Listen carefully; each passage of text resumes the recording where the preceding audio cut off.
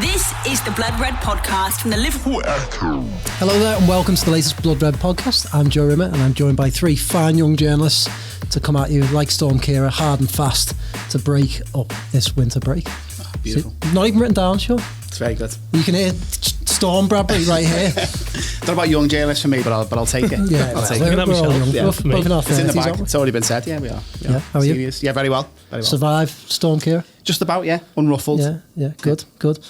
On my left is Storm Kiva. I was a bit gutted he didn't actually call it that. Yeah, blowing a gale through Birkenhead. Imagine the pronunciation and just be a headache for me, wouldn't it? That's why you'll never have that honour, because it's just too difficult to pronounce. Maybe in Ireland, because they have separate storm names. Do so, yeah. The Irish name their own storms. If you're from Ireland, let us know. What was Storm Kira called? Kira's an Irish name anyway, isn't it? Yeah, I mean, they might have called it that, but I think they have different ones.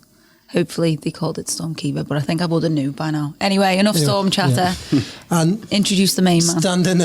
Standing tall and strong, calm as you like. On the end there is our full-time Liverpool reporter, both home and away. It's Paul Gorst. How are you, Joe? I'm good. I haven't seen you for a week, have I? No, I haven't. What have you done with your week off? Tell us all.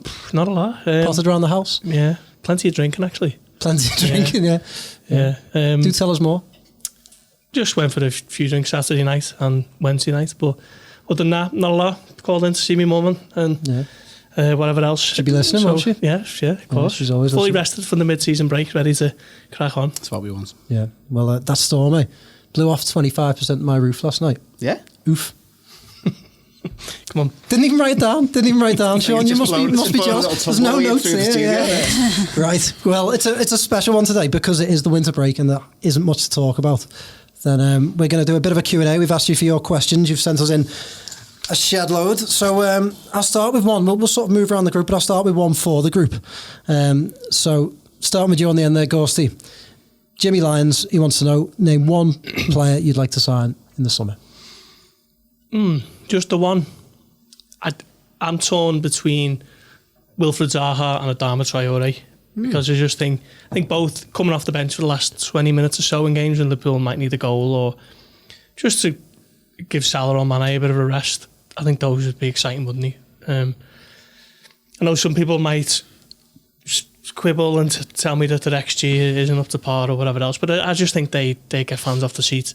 I've seen Traore against Manchester United and he just turned defence into attack within seconds. He had about 5 players around him, completely ran away from them all and laid it into Neves, Jimenez, and he nearly won the game with pretty much the last kick of the game. He's just so dangerous and exciting, and I thought along the lines for Zaha for quite a while as well. The only problem would be is they're probably going to cost upwards of 50-60 million, aren't they, for a squad player, so I couldn't see either of them happening, but I'd like to see them, just as like a little extra threat off the bench. Lovely. Sean? Don't know if anyone will have heard of him, but I'm going to go for a little Brazilian fella. Oh, no. Not a Dutchman. Not this time. A Brazilian lad called Philippe Coutinho. Yeah? Yeah, I just think he's had his time away now. And, he's 27. There's still a hell of a lot of football to be played in his career. While he's done well at Barca, he's obviously won titles there, and he's doing pretty well in Germany now. I think Liverpool would be a bit of a different place for him to come back to. We'd have Fabinho at the fulcrum of the midfield. I think what we're seeing with Henderson this season, you're seeing a bit more adventure either side of Fabinho. He's so solid in that defensive midfield position that I almost think Liverpool could take a slightly more attacking step with the two fellas either side of him. And yeah, I think there'll be a bit of a Coutinho-shaped hole in the squad come the summer if the likes of Lallana leave, if Shaqiri gets off as well, which is likely by the sounds of things. So yeah, Coutinho would be welcomed back with open arms from me. Kiva? I'm just going to go for it. Kylian Mbappe. Oh. Yeah. I think, Mbappe 2020. I mean, you'd have to break the record to get him, wouldn't you? But I think he'd just be... I imagine every other club, the head would just fall off, wouldn't it? Like Liverpool have signed Mbappe. I think the world might end. So whether we're ready for that, I think you sign a player like that, then you're dominating forever. I know Liverpool historically make these players, but I just think it would... I mean, he's destined for Real Madrid, isn't he? But maybe a little whistle-stop tour at Anfield could be very exciting. Joe, to be honest, I wouldn't disagree with you, Coutinho. I wouldn't mind Coutinho back. If these reports of a £51 million release clause for Timo Werner are true, I think that's pretty enticing. But if there's going to do one deal, I'd get Wijnaldum tied down. I think he's a great player, and I think I think Liverpool need to make sure that they keep him, because I just think he's always involved, isn't he, in everything good they do. So I'd like to see them get a new contract in front of him and get it signed. Right, so we'll crack on. Gorsey, just this one for you then. Just this one for you. Can you see Liverpool shelling out the proposed transfer fee, which I guess would be upwards of 100 million, for someone like Kai Havertz? That's Andy Pitty. I couldn't see it personally. I thought when Liverpool bought Virgil van Dijk for 75 million, that was a huge statement, wasn't it? And I think that'll be a transfer record that'll stand for some time at Anfield. Obviously, they broke the mould to sign Alisson, didn't they? When they spent 65 million on him and 50 on Keita, 40 on Fabinho. But that 2018 was just a year that was completely out of sync with everything that had gone before it in Liverpool's history and everything since. They've only signed Minamino, haven't they, for money since. So I couldn't really see Liverpool forking out upwards of 100 million on a player. It's just something I couldn't really see. I mean, whether they earn that money for the dominance that they're putting in now over the next couple of years, maybe. But at this moment, it just doesn't seem like something that you could see realistically happening. I think if they were to get Kai Havertz, I think it would be considerably cheaper than 100 million. They are talking about the absolute superstars of the game, aren't you, for those kind of figures? So no. All right, so to keep this moving, I just want to either or from the three. Now, Ignatius Lee, I think that's his name, says Havertz or Coutinho if they were the same price. Well, I've already come out and said Coutinho, but I'm going to do a 180 straight away. Havertz, actually, I'd go for him, because I think if there's... Say one word answer. I just think if there's very quickly, if there's an area of the squad where maybe a bit of succession planning needs to be done, you're looking at Henderson and Wijnaldum both turning 30 this year, and Havertz, great midfielder, and if Liverpool are going to go the same pace that they've gone this season and last season again next season, fresh legs in midfield. So yes, I'd echo that. Gorsey? Coutinho, based on the fact that I've seen him a lot more than Kai Havertz. All right. I think Havertz, he's 20, out with the old. Coutinho made his bed, so... Made his bed. Fair enough. Moving on. Again, Gorsey, I mean, it's similar to Andy's question about Kai Havertz, but is a signing who's the most realistic signing? He's asking Sancho, Werner or Havertz? I think Timo Werner is probably the most realistic out of those three. Jadon Sancho, again, he'd fall into that 100 million bracket, wouldn't he? Maybe Havertz does, I'm not too sure. But Timo Werner, you think, player who's been on the radar for some time, as he's coming towards a natural end at RB Leipzig. Possibly, he seems to be having a great season in Germany, doesn't he? So I'd say out of those three, Timo Werner would be the most realistic signing for Liverpool. And I'd be surprised, I haven't had this confirmed to, but I'd be surprised if he isn't on the table this summer for their thinking behind the scenes. All right, Sean. Grealish or Maddison? Do you think they'd be a good move if Lallana and Shaq were going? Lallana, we do know, is going. I don't think so. I think certainly in the case of Grealish, he's a bit too much of a fits and starts player. I don't think either of them would quite fit into the 4-3-3 either. And I'd say at this stage as well, if you've got the likes of Curtis Jones coming through, why block his progression? I think if Harry Wilson couldn't get in this Liverpool team, I'm not sure either of those could either. Okay, Kiva, what are your thoughts on the rumours of Virgil van Dijk? Juventus making a bid for Virgil van Dijk? No, never in a million years. Liverpool aren't letting him go, are they? And Juve just splashed on the lid, didn't they? And that hasn't quite worked out for them. So obviously you can see maybe they are looking for someone who is, more of a veteran. But no, Liverpool, I think that's the one signing that's nailed down. Liverpool would never let him go. Okay. Ken Benson asked Gorsty, in as many words, do you think any of Liverpool's best players would be enticed by the likes of Barcelona, Real Madrid, other elite clubs nowadays? I think they're always an attractive proposition, aren't they? But I think it's the first time in years where Liverpool aren't kind of the feeder club, if you like, the elite feeder club. Liverpool are now in a position where they're ready to challenge them on a more regular basis over the next 3 or 4 years, and are probably better than both Barcelona and Real Madrid at the moment, aren't they? So those two clubs will always have an allure and a pull to certain players. That's been sustained through decades of dominance. They had two of the biggest clubs in the world. But I think right now Liverpool are as well placed as they've ever been, really, to reject any kind of approach from either of those for any star player. Okay, I'm going to come back to you, Kiva, for this one, because You talked about Mbappe before. Would you sell Salah or any of the front three to bring in Mbappe? Yeah. Which one? It's difficult. It's hard to say because like people, I wouldn't want Firmino to go, and I think he's less likely to go, but then he might shock you. It'd probably be Salah, you know. I just think Mane, I just really, really wouldn't want him to leave. But like, you don't want any of them to leave, but you feel like to make that happen, one of them has to go. So I think it comes down to the actual player, doesn't it really? I think if one of them has got their eyes on something else, then they will go. Liverpool's such a good place to be right now. So I'm edging towards Salah, but I mean, I don't really... That's just more of a personal... I don't know, it's hard to pick, isn't it? That's the only thing with saying Mbappe, because you know that you're going to have to lose one or at least two players to sign him, you'd think. So, difficult one, but I'm sure he could fit right in with them all. It was a follow-up question to this. Do you think the Nike deal could give Liverpool any sway in getting Mbappe? I don't know, you'd think so, wouldn't you? Because the shirt sales would be off the hook, but I don't think so, really. You know, all that sort of stuff. I don't know, Ghosty could probably answer that a bit better than me. Do you think? I don't know, because PSG are already sponsored by Nike, aren't they? And they've got are they the only team to have the Air Jordan logo? Yeah. So that's obviously a big agreement between Nike and PSG. So I don't think it's as simple as the fact that Nike are making Liverpool's kits, so they're going to start having a say. I always think stuff like that is a little bit exaggerated anyway, because they're only kit manufacturers at the end of the day. Obviously the biggest one in the world, but they're not going to start ringing up Michael Edwards and saying, look, you've got to buy Kylian Mbappe because we're making your kits. I don't really think it works that way. No.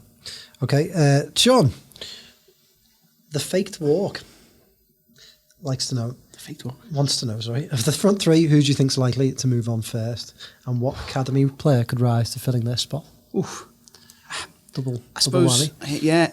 Firmino's the eldest of the three, isn't he? But I'd say he's probably the least likely to move on. I think he's just become so kind of intrinsically connected to how Liverpool play. He's kind of gone under the radar as well, hasn't he? And for a while, and perhaps not now because he's, he scored the winner in the Club World Cup final. The whole world knows about him.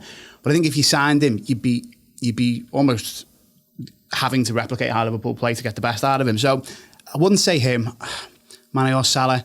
Probably Salah only because, and this might be doing him a slight disservice, I think he's got the biggest kind of superstar vibe to him. Represents his country, if not his kind of whole continent, as a huge ambassador, massive name in football. And I think he's someone who you could see Real Madrid potentially going forward, although of course they've been linked with Mane as well. Yeah, so I'd edge towards Salah. And then in terms of someone stepping up to take his place, it's a bit too soon to say Harvey Elliott, isn't it? But in terms of the most direct replication of style that I think you've seen of any LFC youngster this season, I think he's the one. Obviously, got that left foot, got the amazing skills, can dribble, can beat a man, can shoot, can pass, can cross. So no pressure, Harvey, but yeah, going to say him. Okay, all right. Ghosty, Pedro Chirivella is a man who's impressed a lot recently. Paul Wolseley wants to know, looking ahead to the window, do you think he'll stay in England or move to the continent? He thinks he'll head to Spain for the benefit of his career. Yeah, I could see him going back to Spain, where it's a little bit of a slower game, suits his little bit of a slower tempo, suits his game a little bit more, doesn't it? Where he likes to get on the ball and pick his passes. He's not someone who you think of as an English defensive midfielder who throws tackles in and is strong physically. He's more of almost like a Xabi Alonso, if you like. He's obviously nowhere near as good, but I could see him going back to Spain. I know he turned down interest from Norway, Rosenborg, was it? Rosenborg, yeah. 18 months ago. Decided he wanted to fight for his place at Liverpool. Hasn't worked out as he would have liked. He's had a little bit of an interesting season because of the way it's worked out with the cup games, but I could see him going back to Spain and playing for someone a little bit further down La Liga maybe. Okay, Kiva. Per Philippe Coutinho, I hope I've pronounced that right, wants to know about the on-loan players. Would you sell them, or do you think they're needed for squad depth next season if you're competing for 7 pieces of silver, if you include the Charity Shield? I was watching Harry Wilson yesterday, and it's so hard because you kind of want him back just to see if he can fit in and be that sort of squad player on the bench coming on, having a bit of an impact, because he's showing all the right qualities and all the good signs, isn't he? But you kind of at the same time thinking this is a world-class Liverpool team. How is he breaking into that, and how is he doing it week in, week out? So you don't know if the on-loan players are showing enough, maybe. obviously you think Karius's time it will come. You know, I don't think he's ever going to play for Liverpool again. I think they have to buy him, don't they? Do they not have to buy him? I think they do have an obligation to, yeah, but he could turn it down, couldn't he? Yeah. But they have to buy. I mean, he did keep his first clean sheet the other day, so things are looking up. It's only been 2 years. This year, that was, by the way, for our listeners thinking he's only got one clean sheet. Who else have we got? Marco Grujic. It's a tricky one as well. It's similar to sort of Wilson, isn't it? You're kind of thinking you haven't seen enough of him as a Liverpool player, but you know you feel like he could be the one player because Jürgen, there's something there. I think it was his first signing, wasn't it? As Liverpool manager, he obviously saw something in him, but he's had to keep loaning him out for this development. I don't think he was ready to give him up just yet. I think this summer he might be ready to sort of release him. You get decent fees for them as well, wouldn't Yeah, definitely. And you know, if we're looking to bring in someone like Timo Werner, for example, then you know, 51 million, you'd easily make that on Harry Wilson and Marco Grujic. You'd think maybe even a little bit more. Yeah. All right. Well, they're all the transfer questions. So we'll move on. There's quite a few questions about young players, so we'll move on to that. Sean, if we win the league early, do you think Jürgen would rest players and concentrate in the cups and go for maximum points? I don't know. Paul Wheelock, our podcast man, has organised these, and he's put this under youngsters, so now it makes me sound a bit weird. But anyway, if Liverpool win the league early, do you think Klopp should rest players and concentrate on the cups, or go for maximum points and try and finish unbeaten? I think you've got a gun for all the competitions you're in, haven't you? I mean, that Chelsea draw in the FA Cup was obviously a bit of a stinker. You would have liked an opportunity at home against a Leicester team where you could play more of the kids who've done so well and got them to this stage of the competition. I think in that game you'll maybe see a Curtis Jones and perhaps Nico Williams as well, like a mixed team that leans towards a much more senior team, especially as I think it comes in between, is it Watford and Bournemouth? So potentially games where you can mix it up slightly in the league as well. But yeah, I mean, obviously the bread and butter, the key thing is clinching that Premier League, and anything else is a bonus beyond that. But I think if you asked most Liverpool fans, they'd surely prefer to have the league plus one other cup, or you know, a genuine chance of getting another cup than invincibility or whatever. As nice as it would be to be unbeaten, invincible Centurions, I think it's all about silverware at the end of the day, isn't it? Absolutely, we're all going along with that. Yeah, I think so. I like the tag of the invincible Centurions. It sounds powerful, doesn't it? But I think most fans would want to treble over that. Yeah. 6 wins and then that's it. Then we want whatever else we can get to rest everyone. Put Andy Lonergan in goal. Do what you've got to do. No, 100% agree. Well, I think this is the question that perhaps why Wheelo put that in there. So, Gorsty, Michael Simon, sorry, that question was John Maskell. Thanks, John. Michael Simons wants to know if the title is clinched early, will we see the likes of Nico Williams, Curtis Jones and the like playing more games and preparing them for the season to come? I think so, yeah. I mean, I think it works twofold in the fact that it gives them further experience of a season where they've already played more than they might have thought anyway, and it helps rest up for Champions League games and FA Cup semi-finals, for example. So, yeah, I don't think Klopp will be too interested with going the whole season unbeaten or 100 points. I think he will just be focused on chopping and changing where he can for the different competitions where Liverpool are still alive. So definitely we'll see a lot more of Curtis Jones and Nico Williams and possibly Harvey Elliott. Okay, Mike Kennedy's question is, we've seen the strength of our young players this year, but would you like to see them loaned out next season to what league? So I thought we'll rattle through each player and sort of have a look at where we think if whether they'd stay or go on loan. So Kiva, starting with Harvey Elliott, stay or go on loan? Stay all day. I think he features a lot more next season. Yeah.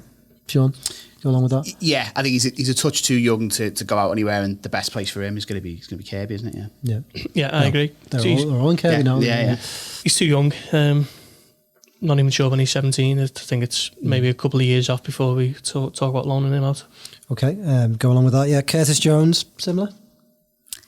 I think a loan spell could actually be really good for him. I feel like it's the right age. Is he 19 now? Could just be turning 20. He's not, he's mature, but he's still really young, isn't he? I think maybe, tasting life outside of the city as well could be, helpful in his own personal development as well as what he's doing on the pitch. And I think, maybe a championship club, you'd be thinking even League One at a push. You don't want to see such a what looks to be such a talented player go out, but you know, are there going to be opportunities there? And if you can get, you know, 30 games in a season, that'll, you know, go towards what is going to be a bright future. I have to say, I think Curtis Jones will be knocking on the first team door next season. I just think he's got something about him. John, what do you think? Yeah, I think he was such the senior man against Shrewsbury. He stood out just a mile in that game as being a leader, and every time he got the ball, he looked like he could make something happen. He was just corralling the team and, you know, barking out the instructions. And obviously what he did against Everton, everyone knows about, already gone down in folklore. Yeah, I think he stays. I think if Lallana and others go, he'll get at the very least the opportunities he had this season, if not more, next year. It would seem a natural fit to come in when Lallana leaves, but I think if they are thinking about loaning him out, it's got to be to a Premier League club. I think he's a bit like Harry Wilson in that sense. I don't really see the benefits of him moving to the Championship. I think he's at a level now where he's made his Premier League debut and he's playing here and there. So I think maybe a little bit further down the league, they could look to loan him. Okay. Nico Williams, Kiva? I think I'd keep him just because we don't have unless, you know, we do some business in the summer and bring full-backs in, but I think you'd think he's been on the bench quite a lot this season. You think, you know, he is part of the plans, especially that we don't have, you know, a lot of options in that position. And I think, you know, he's learning alongside Trent. Where else could he be? You know, Trent's probably the best right back in the world right now, so there's no point in loaning him out. I think that's a difficult one, isn't it? How much game time is he going to get? I think, could he really be trusted to be thrown in to deputise for Trent? Like, in the Premier League, I mean, in an ideal world, yeah, he gets that exposure straight away, and every time he's played at Anfield this season, he's pretty much been man of the match. He's been great, but I think maybe he could benefit from a loan spell and to go and express himself, maybe even in the Championship, and just, you know, really let his attacking talents come to the fore. Just because I think you might still go with a Milner or even a Gomez in games where you haven't got Trent. So I think he might be just one season away from being in the first team picture. Big man. I'd keep him. I think Nathaniel Klein's contract's up, so he's going to go, and Liverpool will need another right back. So it's looking like, I mean, you're not going to get a replacement for Trent Alexander-Arnold without spending 40 million minimum, are you? So don't see any harm in keeping Williams for cup games and whatever else. I'd keep hold of him. I think he looks the business. I'd like to see a bit more next season. Okay, Kijana Hoover. This is one where I think he could probably benefit from a loan, and also for us to be able to see him play more. I'm not sure what level really. You'd think maybe Championship, because, you know, he's still quite young himself, isn't he? I feel like that would be a move for him. Yeah, I think it's hard when you're a centre-half sort of thing, a defender. You've got to, I think, go and sort of grow into the game, haven't you? Because you're not going to be first team for Liverpool for what you think a long time. I know Joe Gomez is only 22 and doing it, but I think it's a bit different for the younger players. And he does look a talent as well, so maybe another bit of experience and a few more years, yeah. Yeah, Kijana? Yeah, totally agree with that. I think it was almost a bit of a kind of outlier performance against Shrewsbury, in the sense that you play that level of opposition, or like a Championship side, and you'd expect them to get a bit more of a battering, but because the team played so well and was so cohesive and dominant, he wasn't really tested. So yeah, I think he was right. Test him against some, you know, barely centre forwards who had lots of years in the game, and see what he's got on loan. I still think it's a little bit young, actually. I think the position he plays, you don't really need to be approaching your best until you're what, 25, 26. I think Joe Gomez kind of bucks that trend, because he's probably one of the best centre-backs in Europe at the moment at the age of 22. Been around the first team for about 4 years, hasn't he? Well, pretty much since he joined. So I think Hoover's got still a few years away before he's approaching near his best. So I'd just keep him where he is for now. Fair enough. I'd let him go out and loan. I think the Championship would be good for him. And finally, Sepp van den Berg. Kiva? I think he needs a loan. I think he shone in the game against Shrewsbury, but other games he's looked a bit ropey, particularly the Aston Villa one.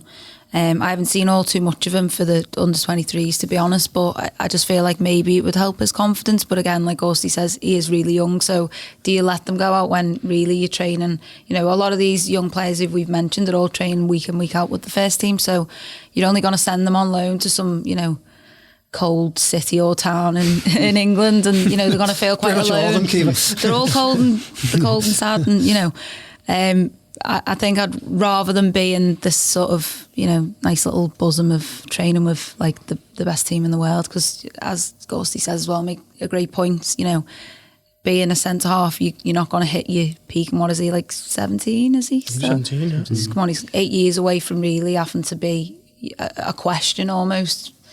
So yeah, I'd probably keep him. I think that's a good point. I think he's very young. He looks like a lad who needs a bit of time to settle. And I'd worry about sending him to, like, I don't know, say Swansea or something like that, and he might struggle there, mightn't he? What do you think, Sean? Yeah, I think it's one where there's no right or wrong answer, really, because what you would learn training, in the spells that he would get with Van Dijk, Gomez and co, would be massive. I suppose as well there's the question of does Lovren move on in the summer, and what does that mean for either of these two lads, I suppose. Maybe I was just thinking as well when you were both talking then, could we be greedy and send a pair of them out on loan together somewhere as a little partnership? Yeah, a little double Dutch partnership. But yeah, the thought of him being sad in a cold town somewhere and lonely, I don't know. Do you loan them maybe back to the place they came? Division. Herenveen, was it? What was it, Herenveen? PEC's Wall he came from. As well, okay. Maybe just to Holland, that could be, more of a home. I think them two, I'd rather loan them back to Holland than I would to somewhere in England. I think in Van den Berg and Hoover's case, they're both in the same boat. Like I mentioned then about the age and stuff, but saying with the Liverpool first team, they're looking up to Virgil van Dijk, aren't he? He's the absolute icon of Dutch football at the moment. He's the national captain. He plays in their position, so I think better the devil, and keeping them at Melwood for now, and hopefully they can develop, because they've still got years on the side, haven't they? Teenagers. Cool. Lovely. A question about the Champions League now from James McIntyre. It's been a while without any European talk, but we can start talking about it from next week. Atletico Madrid are struggling at the moment. So, Ghosty, what teams, we'll all have a little go at this, but maybe not say everyone, but what teams do you think are realistically going to get through into the quarters from the last 16? Who are your contenders? Across all the ties? Yeah. Just who are your 3 or 4 top contenders for the Champions League? Well, I think that Real Madrid City game is an exciting one, isn't it? I think whoever wins that one might go into the last 4, maybe even get to the final. Is it Leipzig, Tottenham? It might be. Yes. Do you have that written down? I've got the ties written down. Yeah, Leipzig, Spurs. Do you have anything? Well, do you want to tell us them? You've got City, Madrid, Dortmund, PSG, Leipzig, Spurs, Bayern, Chelsea, Napoli, Barca, Juve, Lyon. Us, obviously, Atletico Madrid, Atalanta versus Valencia. Why don't you just host then, Sean? If you're after my job, hello everybody and welcome to it. I like the Tottenham Leipzig one because they're flying, aren't they, at the moment in Germany? I think that'll be a good tie. Maybe even fancy Leipzig to go through in that one. PSG Dortmund, that's got so much attacking potential, hasn't it? So that could be the tie of the round. And I fancy Liverpool to get past that. Let's go. I mean, they're a very good side with the top manager, but I don't think they're as strong as they have been maybe 3-4 years ago. And they don't really seem to have too much up top. They've obviously brought in João Felix for crazy money, but I'm not big on Morata. I think if Liverpool can stop them scoring, Liverpool will go through. Contenders, that's what we're after. Yeah. I think City could even rightly be favourites this time around. It surprised me. I think for the past couple of years, around this stage of the competition, they've been favourites, and you just kind of think, well, why? Where's obviously the manager's got pedigree, they've got some brilliant players, but what about the club? But I think, given the season, the way the season's panned out, I think that has to now be their main aim. Like Gorsi said, that'll be a great tie, but I think City will have too much from Madrid, and then, yeah, in the last few weeks of the season, with that to concentrate on, I think they'll go very, very close. Okay, keep it. I don't think City will get through. I think Real Madrid are going to win. Zinedine Zidane, don't write them off. They haven't always had the strongest team in La Liga. During them, the past 6 seasons of the Champions League, they've won 4 of them. I know they had Ronaldo, so that's a bit of a different question, but Benzema is doing the trick for them still. So I fancy Real Madrid. Sorry, I'm just laughing the way you pronounce Benzema. Benzema. Yeah, Benzema. very posh. Yeah, I'm from the world. Via Birkenhead. I think Dortmund, I think PSG just always fall away, don't they? They never quite make it. Never got past the quarters. I just don't think, every season there's that talk, they've got Mbappe, and they just never get there because they haven't got that sort of, I don't know. The squad's ridiculous though. I was actually watching PSG last night, and I'd completely forgot that they still had Draxler. They got Draxler and Icardi. Neymar was up in the stands, wasn't even playing. Mbappe scored. He's up in the stands, Neymar, and he just watching. Like, you don't even need him. That's a good deal. Got a ridiculous squad, but we seen when they came to Anfield, they don't work hard enough, do they? And when they're in the Champions League, you have to. So I think that might be their undoing again. But they've got a ridiculous squad. At some point, has to click for them. I've got a sneaky feeling for PSG. I don't know why. For the entire tournament? Yeah, just to do some damage. Maybe not win the thing, but do some damage. City, Real Madrid, I think the winners of that will go far. And I honestly, this year, I've never been so confident about Liverpool. I just don't think there's anyone there that should scare them. And I think if they want to win it, they're going to have to beat City or Madrid along the way. I think those two are the two main ones. I think Liverpool, I'm convinced, they're winning number 7. Yeah. Like, who else is going to beat them? I do agree. I think they're by far and away the most. Every team in that 16 has some sort of flaw, and try and pick a flaw in Liverpool at the moment, and you'll struggle, won't you? So, yeah. Well, there we go for the Champions League. Next one, miscellaneous. These questions are just labelled. So, yeah, it's just it's at the end of the quiz, isn't it? What are you having for tea? Yeah. This is from Sam Williams, a friend of the show. Hi, Sam. Everyone say hello to Sam. Hello, Sam. Hi, Sam. Yeah. Are Virgil and Alisson likely to get new contracts in the summer? This one for you, Gorsty. And how busy are we expecting Liverpool to be? Did you repeat that? Sorry. Are Alisson and Virgil van Dijk likely to get new contracts in the summer? And how busy do you think Liverpool will be? I'd be surprised if we didn't hear something about Van Dijk. He's 2 years into a 5-year deal. Haven't really been too much in the way of talk for a new contract. It was something we checked out a few months back and got told that there's nothing planned. But I think you have to start thinking about rewarding the player who's been one of the best players on the planet for the last 2 years since moving to Liverpool. Alisson, I know he had an additional option of a 6th year. That could have even already been triggered, to be perfectly honest. So I wouldn't imagine there'd be something on his radar anytime soon. But with Van Dijk, yeah, I think something could be in the pipeline maybe. Okay. Sean, Chris Roque wants to know whether the exits of Lallana and Shaqiri and perhaps Lovren will affect the dressing room chemistry of the team.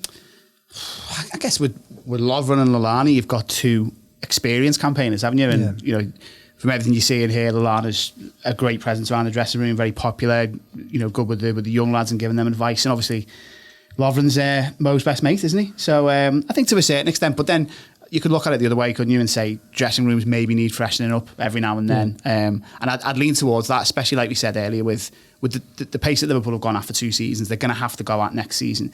I think a couple of new faces in there wouldn't be the worst thing. Okay. Kiva, with Liverpool so good, this is from Robert Self, with Liverpool so good at planning for the future, do you think they'll have a firm idea who Klopp's successor is going to be with more than a year before his departure? And do you think they're actively grooming Steven Gerrard for the role? I think it's difficult. It was funny that Klopp signed his contract extension on the day Gerrard signed his at Rangers and they both ended 2024. I think that got a lot of fans thinking, is this planned? But I don't know. I feel like I never want Klopp to leave. Does he have to? Probably, but I don't want it to happen. But I feel like maybe everyone's looking at Gerrard while Pep Linders is really the sort of the one that they're actually grooming for the role. And, you know, every time we've heard him speak in the couple of press conferences he's had to give, he's been, you know, outstanding. And I think, you know, it's always hard it's going to be difficult when Klopp eventually leaves Liverpool because, you know, hopefully his legacy is a great one and, you know, there's 4 or 5 Premier League titles in the bag at that point. But then, you know, look at Man United after Alex Ferguson left, it can just completely dissipate. So that decision will have to be something you think of in advance. But at the same time, you know, things like this can happen overnight and you just don't know. So, you know, I'd like to think Steven Gerrard could one day lead Liverpool to a Premier League title. You know, that would be, you know, a dream come true, I think, for a lot of fans. But sometimes, I don't know, fairy tales don't always happen, do they? So maybe Pep Linders is the man. Ghosty, Kasper Jabeg has always wondered what language is used to communicate with Firmino, Naby Keita and other players who find English language difficult. Do they understand and speak some words of English behind the scenes? Well, Minamino speaks to Klopp in German. I'd imagine Keita is the same. I'm maybe Firmino, he was obviously a Hoffenheim, wasn't he? So maybe Klopp speaks his mother tongue to those. I mean, Firmino lets on, he doesn't know much of English, but he does. He walks to the mix zone after every game and doesn't really stop and gives you a sheepish little smile and walks on. And you kind of go, there's Firmino there, we'll let him go. But he's been here long enough now. I think he does speak more than he lets on. I know Minamino's taking English lessons at the moment, but is speaking to Klopp in German at the moment for the next few months while he kind of adjusts. All right. Sean, question from Chuck. I'm really sorry, I can't pronounce your surname, Chuck, so apologies for that. But this question is a good one for you. What effect will the new Premier League boss, Richard Masters, have on the... Richard Masters? Yeah. Glad you never asked me this one. As soon as I saw this, thought, this is getting asked to Sean. Okay, well... Sean knows quite a lot about this, actually. We were just speaking about it earlier. He has been in the news this week. I did. The one thing I did read was that suggestion of a possible, what would they call it? Yeah, like a Premflix style. Which I think, if it suited any club at the moment, you'd have to say Liverpool. It'd be really interesting to see what kind of revenue split ideas they had with regards to that. I think it's something that, the big elite European clubs will probably go in for. So that's interesting. I'm trying to think what else I've heard him talk about. I think he was saying about if there is to be expansion of the European competitions, he wasn't quite sounding the death knell for the Carabao Cup, but saying that could be something that suffers in the English game if the Champions League and the Europa League expand. So could be something that Joe Rimmer's not into. I can't believe you got so much detail. No, that's yeah. He laughed at you for having the Champions League fixtures in front of you. Got it all written down. I'm scraping the barrel now. I think that's all I've got on Masters. But yeah, Premflix, bring it on. I'd subscribe. Right, Kiva. These keep coming. Warren Abercrombie wants to know. He's been listening to discussions about Liverpool overperforming when compared to our XG, expected goals conceded and expected points. Is this purely down to the higher quality of players we have compared to the average on which XG is based, or is there something else contributing to our amazing season, or is it even a one-off? What? Does anyone understand that? No. As soon as you say XG, my head just goes. To be fair, actually, what is he saying? What's he asking? He's essentially saying. Andrew Beasley wrote a really good piece about this yesterday. Warren, if you're listening, go on our website or search, have a look for Andrew Beasley, Base Tune to Red on Twitter. Really, really good piece on this. Essentially, Liverpool's expected goals are fewer than how many they're scoring this season. So he's saying, do you think that they're overperforming? Is there a reason why they're overperforming? And do you think even this amazing season could be a one-off? What's their scoring? More than they expected. They're expected to. Oh, that's funny because I would have thought like they haven't really scored that many in some games that you would expect them to. It's more in terms of the chances that they're creating. You normally wouldn't score from. Like Aston Villa, for instance, Liverpool won that 2-1 with 2 late goals, and one was scored by the left back and the other one was Sadio Mane, where he strained his neck to get it across goal. Difficult chances that wouldn't normally go in. I think is generally the gist of the point. I mean, they are obviously overperforming because they're 22 points clear, so that's obvious. But yeah, if anyone else wants to take this one, I'm free to. What I would say is, honestly, read Andy's piece. It's a really good piece, but I mean, Liverpool have got elite players playing at the absolute peak of their powers, so of course they are overperforming, and I wouldn't expect Liverpool or any team to have this good a season. I think if they do it again next year, then we'll say, oh, they were just performing, and then it'll become, because Man City, think when they got the 100 points and then we pushed them right till the end, and they were overperforming, but because they'd done it back to back, it was like they were just performing, but then they haven't been able to do it this season. So I think it's, the longevity if you can keep it going. Definitely. Okay, 2 more. Ghosty, Ricardo Grant wants to know, will Chelsea face our first team in the FA Cup? I think it'll be a lot more closer to what Liverpool played against Everton than against Shrewsbury. That was obviously, wouldn't say forced Klopp's hand as much because he made that decision to do that with the players, but they'll all be back playing and training monthly, so I think it'll be a bit of a mixture. I don't think it'll be nailed on the first team stars, but it'll definitely be, certainly, with the likes of Milner, Lallana, Shaqiri if he's fit, as opposed to Adam Lewis and Morgan Boys and whoever else. Okay. Final question, and you have the honour, Sean. Sachin Nanda Mohapatra. I hope I'm pronouncing your name right. I'm sorry. What will Klopp do to sort out the problem of having no Salah, Mane and Keita due to the African Cup of Nations next? So it'd be a year. Next January. Right? Of course, yeah. It's a good question, isn't it, for next season? Don't know. Well, I guess that brings us back maybe to that initial question. Didn't think of that when we were saying who would you sign out of all the superstars who were linked. I think that could sound the siren for Timo Werner, couldn't it? Because if you're losing both of them for a month, given the range of ambitions Liverpool will no doubt have next season, like you said before, Joe, they'll be wanting to win everything that's available to them. I think that could well be the case for another signing, especially if Shaqiri's gone and he's not an option in the front line. Or okay, he's still got Origi, but probably would need another name in there, I think. Klopp will have a plan, though. Yeah, undoubtedly. Okay, and that is all your questions. Thanks very much for sending them in. Hope you enjoyed that. We'll be back on Friday when we'll be previewing the Norwich game and Premier League football returns. See you then. Ta-ra.